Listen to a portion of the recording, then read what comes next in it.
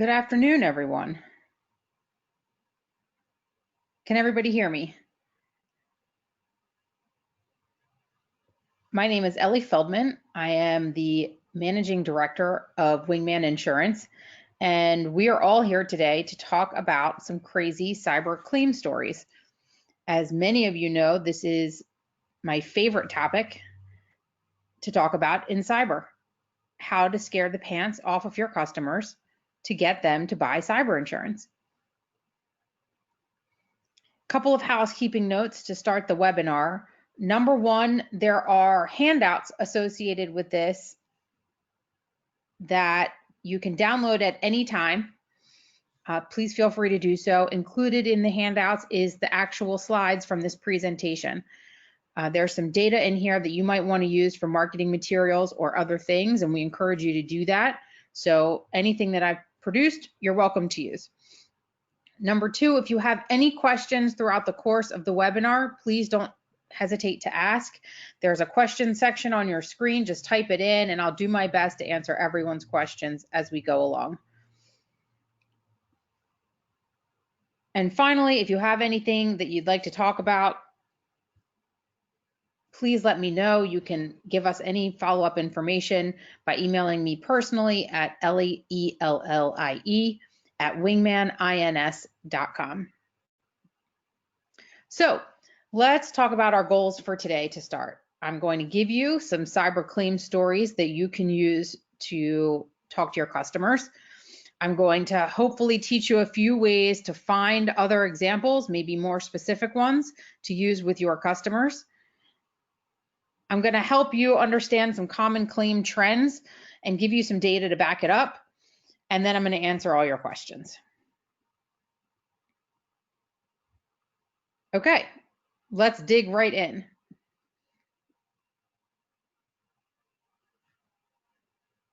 I want to start today with probably the most prevalent story in the news at the moment: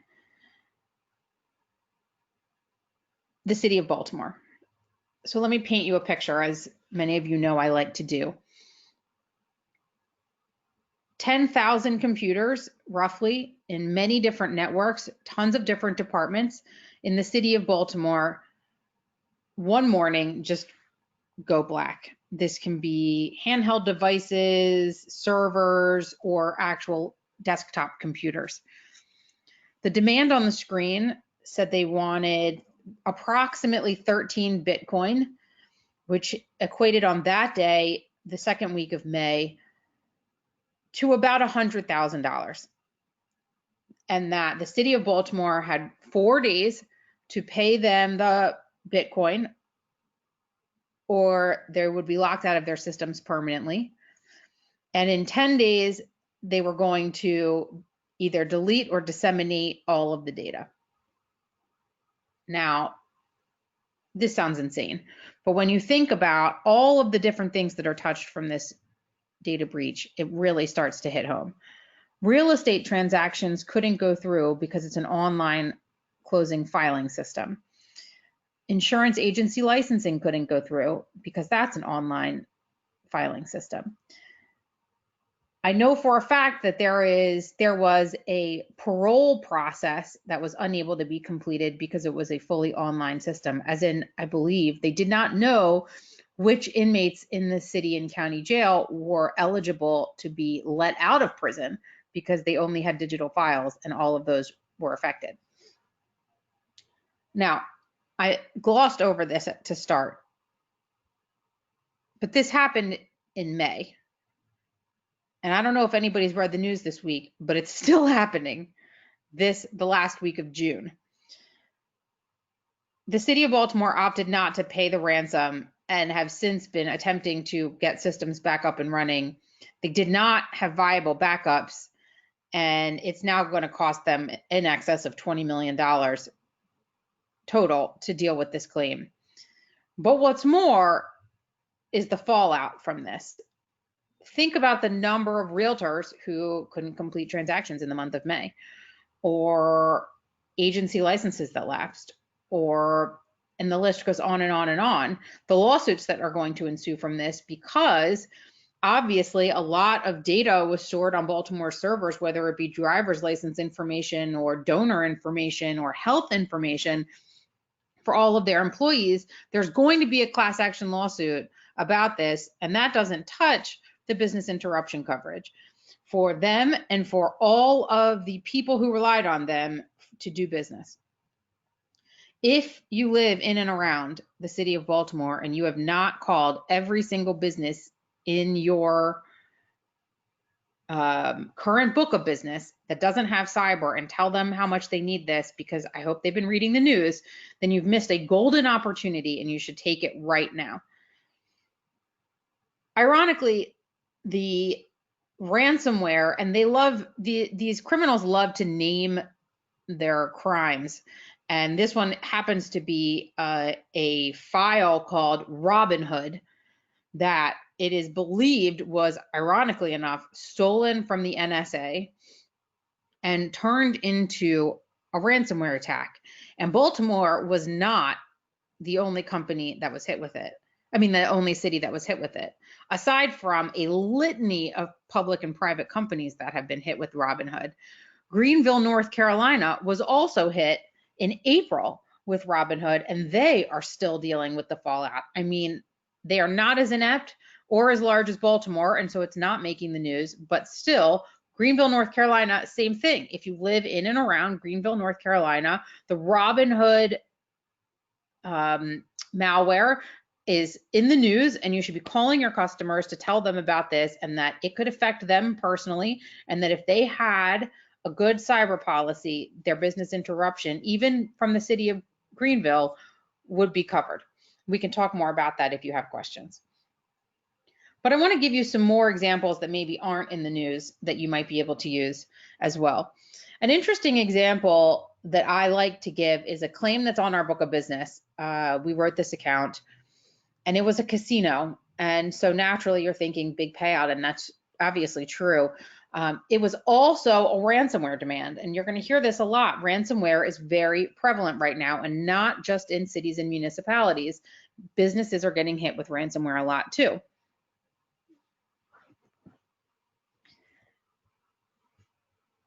The casino in question had a big holiday weekend, and they were unable to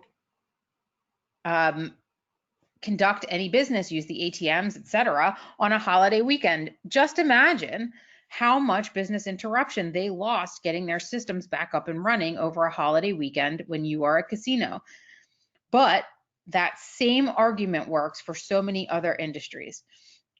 Think of restaurants on a holiday weekend, stores on a holiday weekend, or, and this is my favorite example, when you are talking to your accountants and tax preparers, talk to them about what would happen if their systems went down April 10th.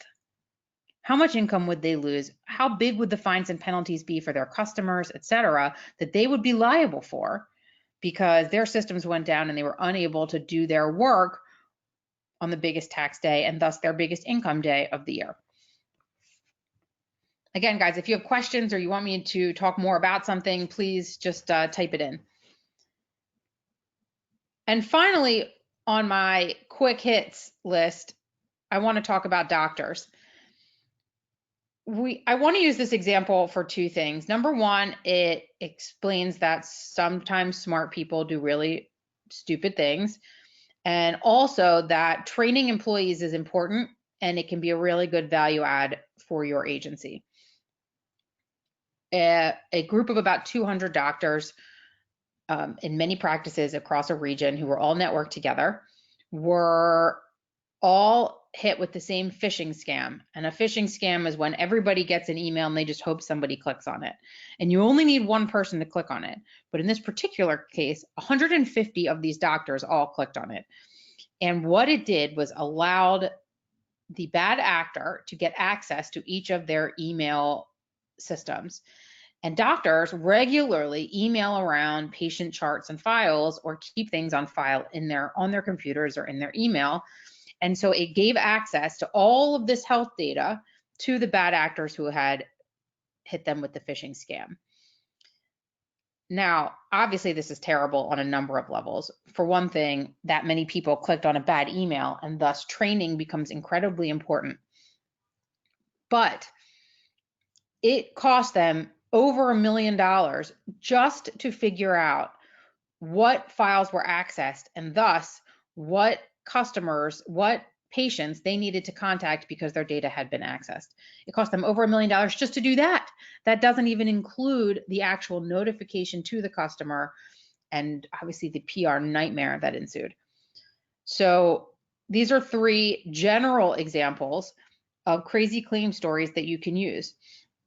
Now, how do we apply some of these things to your clients? Maybe you don't do doctors, but maybe you do law firms, and you say, look, you are a very sophisticated business, but it is just as important to educate your employees to these issues as it is a doctor's office. For example, a law firm regularly emails client information back and forth to within the law firm and outside of the law firm. And thus, if someone got access to their email system, they would absolutely be able to find out a lot of information about their customers. All right, I just got a great question that I want to touch on. Jim asked, what do you say to a business owner who says their files are backed up every night? They can just get new computers, install the backups, and be back up and running in a couple of hours. Jim, I say good luck to them. Most people, ourselves included, regularly back up our systems, but 2 things happen. Number 1, oftentimes the malware will be on the backups as well, and so you can't reinstall from the backup. I was at a conference last week, and I was standing there with an underwriter from Access Insurance Company, and all I heard him say was, yes, $900,000, no problem, we'll pay it. And my first question obviously was, good Lord, I hope that's not one of our customers, and it wasn't. But basically, here's what happened. A company got hit with a ransomware demand for $900,000 ransom. And they initially did not want to pay it. So they called a forensics team to come in and make sure that their backups were valid. And the forensics team looked at the backup and found the malware on all of their backups.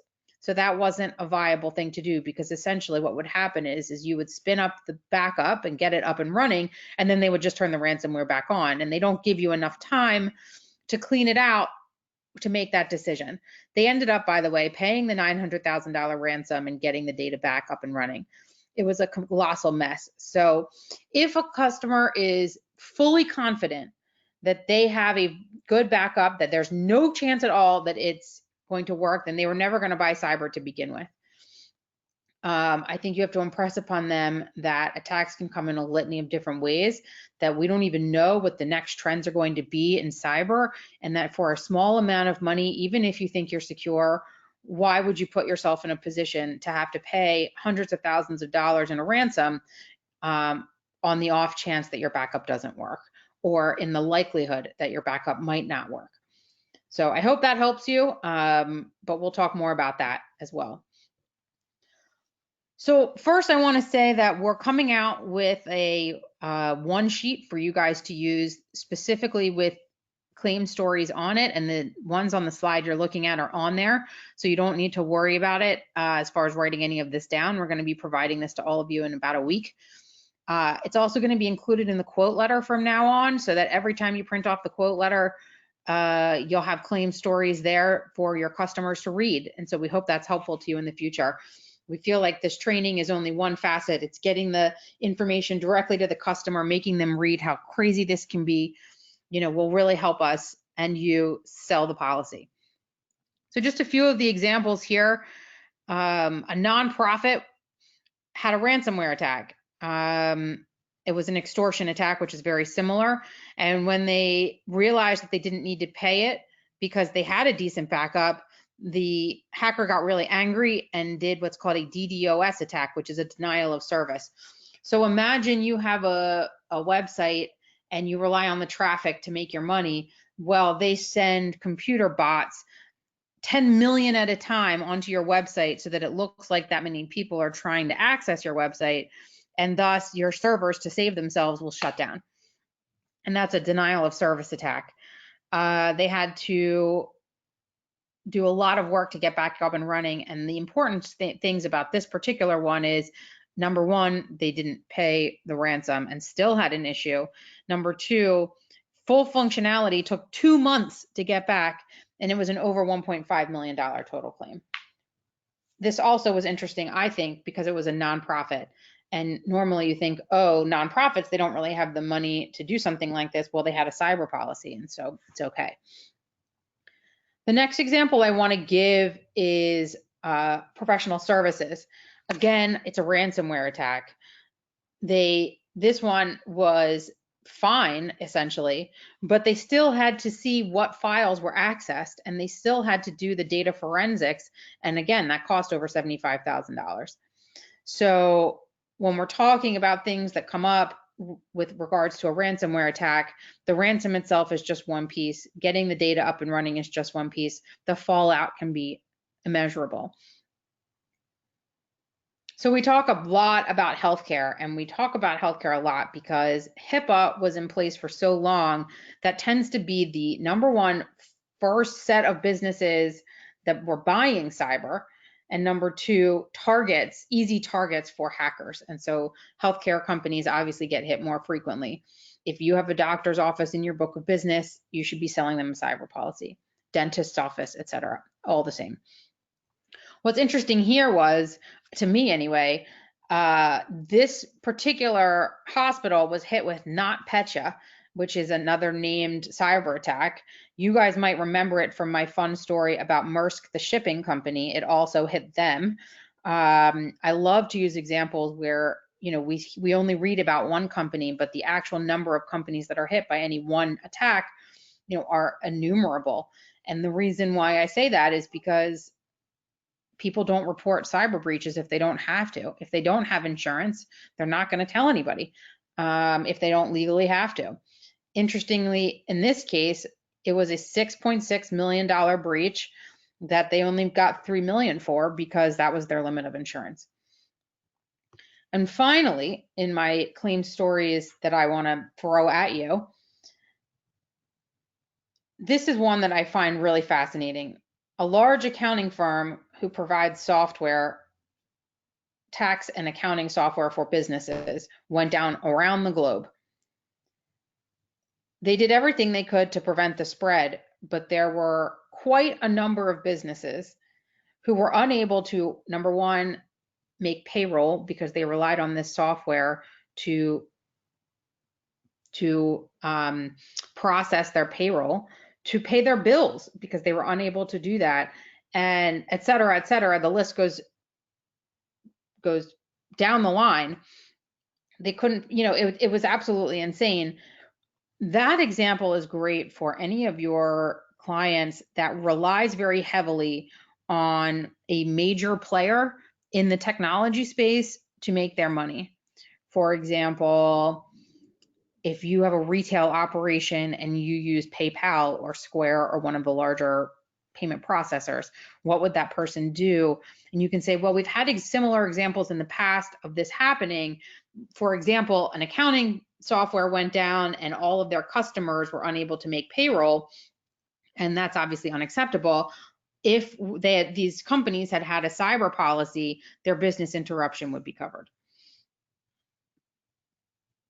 So my lesson thus far, number one, is ransomware is king. I mean, it's everywhere. It's incredibly prevalent. It's now covered by all policies, but it's not the only claim driver in the cyber policy, because even if you have a ransomware attack, we now know it can hit business interruption, it can hit data forensics and legal expenses, it can hit so many other things. But just to hammer this point home and to give you some data that I think will help, I want to talk about common claims from 3 different perspectives. Number one, who are the victims? Public sector entities, so that's, you know, the big boys, were only 16% of breaches. They might be 100% of the breaches that we read about, but they're only 16% of the actual breaches that we know about, and I'll come back to that in a second. 15% were breaches involving healthcare organizations. This is all, by the way, from the Verizon 2019 data breach report. If you guys want to dig more into that, it's a free download. I encourage everybody to read it. You can just search for it online. I find that number very low. Again, because we hear so often about breaches in healthcare, that's because they're legally required to tell you. When they're not legally required to tell you, we often don't hear about them, which is what makes it so interesting that only 15% were healthcare companies, even though 50% of our stories are healthcare. 10% were financial industry. It's a broad term. Anything from insurance to banks to, again, your accounting firm are going to fall into this financial industry category. So I find that interesting that that's such a small number as well. And here's the kicker. 43% of all data breaches that we know about involved small businesses that we know about. Think about the number, of small businesses who've had data incidents and haven't told a soul.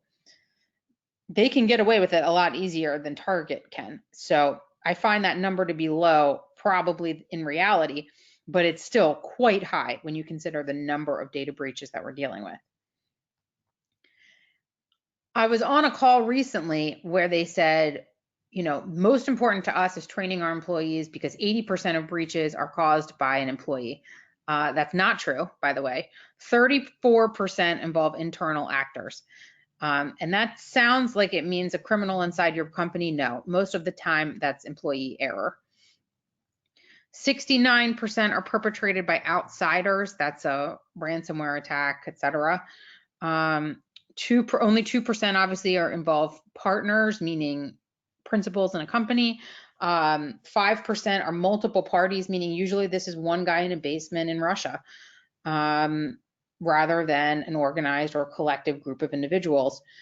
Criminal groups, which I think is fascinating, we're behind 39%. This is like the new mafia. It's crazy. And non-nation state or state affiliated were involved in 23% of breaches. I bring this up because we get the question regularly, when do you choose to pay a ransom versus not pay a ransom? And I had this fascinating conversation recently with an underwriter who said, basically, we immediately contact the FBI when there's been a ransom demand. And not because we think they can stop it, they can't. But we need to do all of our due diligence to make sure that the money and ransom we're paying isn't going to, say, ISIS. And it's fascinating when you think about they can pretty clearly track, generally speaking, who the bad actor is, even if they can't pinpoint it specifically, such that they're comfortable paying certain bad actors and not comfortable paying others. They're obviously not going to pay for terrorist organizations. And the technology in tracking these things is getting better and better so that they are doing a better job of, for example, not paying the ransom for these groups, but paying the ransom for these groups. And so that's a fascinating thing to think about when you consider the stress involved and the time limits involved in making some of these decisions. Okay, now I want to talk about what causes a breach. I hate the term hacking. I think it doesn't really explain much of anything except to say that it's an outside actor somehow getting into your system, and that's 52% of the time. 28% involve malware. That's where you click on something and it leaves behind a trace of code in your system to later be activated. Social attacks are my favorite one to joke about, but that's basically you click on something in social media, some sort of clickbait, and you download a virus onto your computer. Errors caused 21%. It's a broad term for basically a lot of different bad habits. Only 15% were misused by authorized users, meaning imagine you had a disgruntled doctor in your practice or a disgruntled lawyer in your law firm, and they started rifling through files and collecting information. So that would be under that category. And I thought this was fascinating. 4% of breaches were done by a physical action, meaning somebody physically taking files. That's still a thing. It's not always digital. All right. One of the handouts you guys have is this particular graphic. I did that because it's sort of difficult to see, and I find it truly fascinating and something that you can use when talking to your customers. This breaks down different industries and how the bad stuff, malware, is getting delivered to their computers. So to take this first one, retail and wholesale, where we have two different things. Delivery method, where this column is email, this column is web link, and this column is other. And file type, meaning if you click on something, what kind of file comes, is the bad stuff in. And what I find most fascinating is, in this particular instance, 41% are Microsoft Office documents that you click on that someone has added something bad to. A Windows application is 28.2%, and other is 21.2%. That's just for retail. Obviously, these numbers change. In public sector, it's higher for Office documents. But you'll notice predominantly they're coming in via email, not via the web, and they're coming in via, preponderance of them, Office and Microsoft Windows applications. And by the way, when they say window applications, they mean Internet Explorer. Please don't use Internet Explorer. We're going to talk more about that later. So this chart's phenomenal. Let's say you're going to sit down with a manufacturing firm.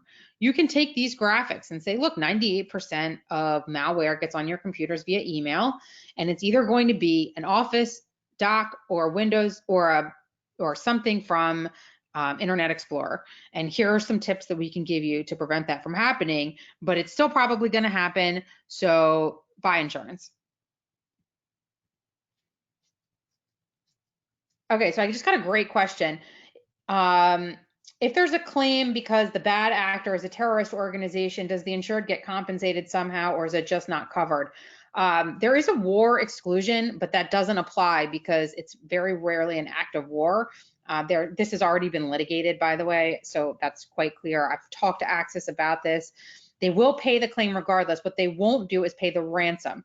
So what'll happen is they'll let the ransom pass, and then they'll rebuild your computer systems to the best of their ability. That's just a different way of going about it. But that was a great question, Jared. Okay, so we've talked a lot about some data on claims, and we've talked a lot about some stories that we've used. And now I want to talk to you guys about, let's say you have a specific insured in mind and you want an example to take with you, but I haven't given you that today. I hope I've given you some general ones that'll be very helpful. But now I'm going to give you some places to go to find claim stories. If you are ever bored and you just want to look at something extraordinary, go to informationisbeautiful.com. They do these amazing graphics on 1,000 different things, only one of which is the world's biggest data breaches. This is a photo, so you can't click on things here, but when you click on any of the actual dots, and each dot represents a 30,000 or more record breach, it will give you a news article that you can print off and take with you about that. So let's say you are going to talk to a healthcare company. You can click on Health Southeast and take that article with you to explain why and how expensive and all of the details you can about a claim based entirely on this. There is also tremendous sorting and filtering that you can do from this graphic by industry and other things. And it goes back in time to 2009. So there's a lot of different data breaches that are on here, specifically for large or medium to large data-driven companies.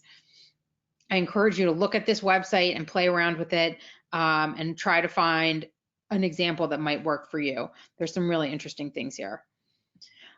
Okay. I've always talked about the importance of looking at trade publications. If you specialize in a particular industry or you want to, the first place you should go if you're looking at, for example, lawyers, is the Bar Association website and the 10,000 articles they have written on cyber and that industry. Ditto for manufacturing, ditto for auto body shops, etc. But let's say you're not finding what you're looking for whatever reason. Wingman provides you a tool in the tools section called the eRisk Hub. And you click on it and you create accounts. You can create an account and it will give you a litany of different services. The first one I want to talk about is called Claims Scenarios. if you go to the risk management tools, you click on claim scenarios and you get this search filter. You can select obviously country, records, data type, cause of loss, revenue size of company, and business sector. And then it gives you an absolute deluge of data.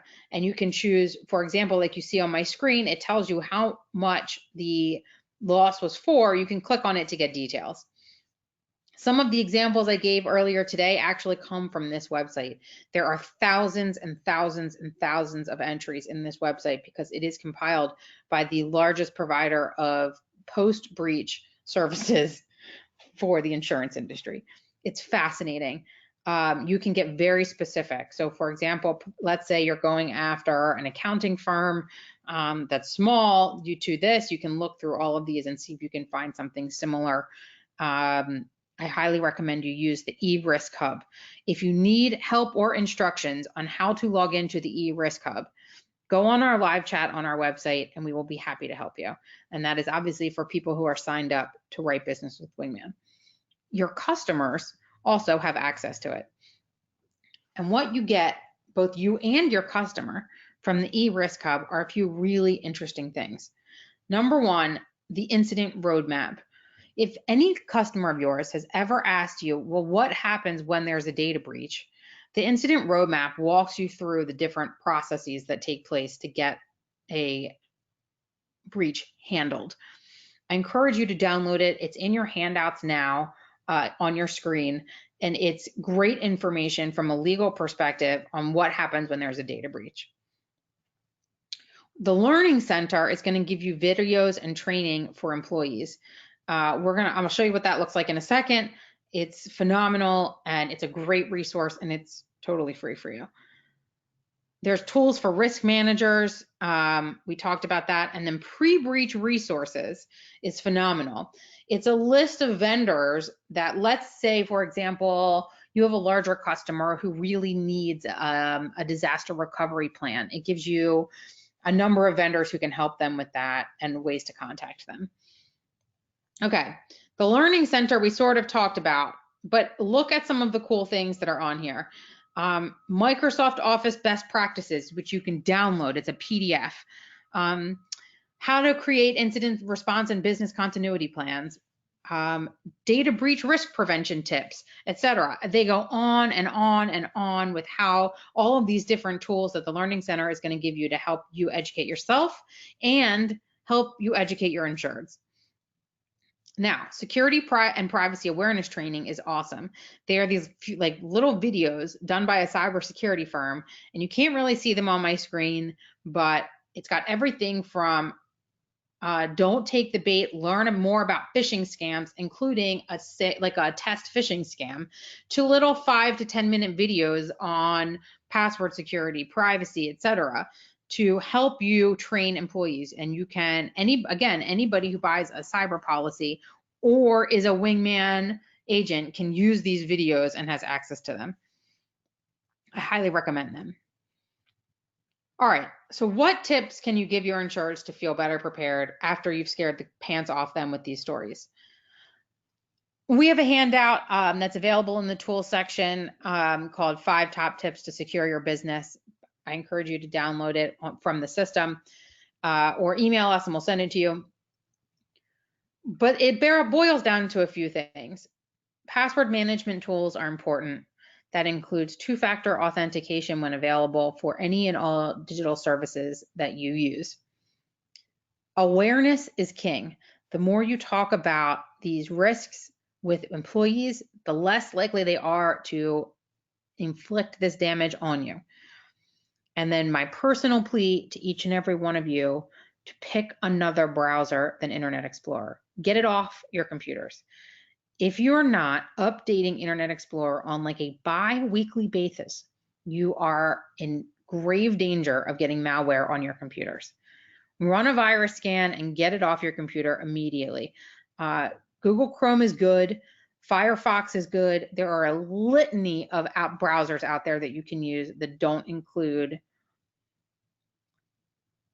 Internet Explorer, and I encourage you to use them and to get all of your insureds to use them too. Okay. I just want to toss out one more thing before I take questions. So if you have questions, type them in the browser now. We're going to be winding down. Customers believe that cyber risk doesn't apply to them. They are delusional. To make them believe that it does, nothing works as good as a story that will relate to them. Whether it's one of the stories I've given you today or one of the many ones that you can find in the resources I gave you, I really encourage you to go armed with a story when talking to an insured. Once a business understands that need, having a few of these data points, like the one on the previous screen, this delivery method file type thing, makes you look like a thought leader. It makes you look like you understand what's really happening with them, and it makes you help them be forewarned and forearmed against as much as you can. Okay, questions? Throw them at me.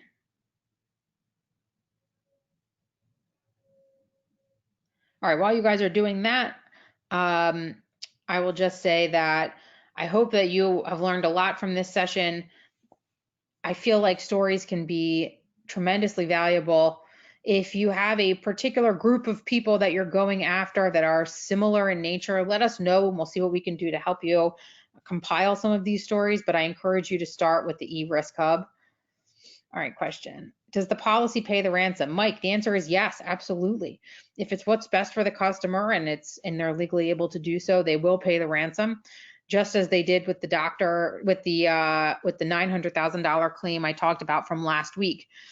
Paying the ransom is often the best thing to do, and so they do on a regular basis pay that ransom. Okay, great question about what happens if your information is backed up on the cloud. Mike, the answer to that is it depends. I know that's an awful answer, but it runs the same risk as a physical backup when it comes to having the bad code also backed up. So it doesn't make you any more or less secure to be backed up on the cloud. What it can do, though, is have multiple copies so that one of them might not have the problematic code on it. If you are backed up on the cloud, you also run the risk, as I've mentioned, that sometimes these are widespread breaches where you might not get access to your data in the cloud either. So it doesn't preclude you from needing cyber coverage if you're backed up in the cloud. It just makes it easier for you to access that data. Questions? All right, well, I thank you all for joining me. If you have any questions or topics for future webinars, please let us know. You'll be receiving a follow-up email with the recording of this to forward along to colleagues or anyone else you think might be interested. If you do not currently do business with us and would like to, please reach out to us at help@wingmanins.com with any questions or to get appointed. Again, I thank you all very much. Oh, wait, I got 2 quick questions that just came in. Okay, I had a real estate office wire money to an attorney. $40,000 got redirected and stolen. With the policy help with this case? Mike, it's very specific circumstances. Social engineering, which is probably the cause of this, would allow you to get coverage for this. It depends on the circumstances, but most likely the answer to that is yes. And how does the policy pay out? It's usually a reimbursement model, but it sort of depends on the type of claim and how that works and how the vendor works and the relationship that the vendor has with the carrier. I hope that was helpful. Thank you very much. Stay tuned. We're doing another one next month on marketing to groups and why that's so important and how you can go about doing that. I hope you guys join us for that as well. Reach out again with any questions. Thank you.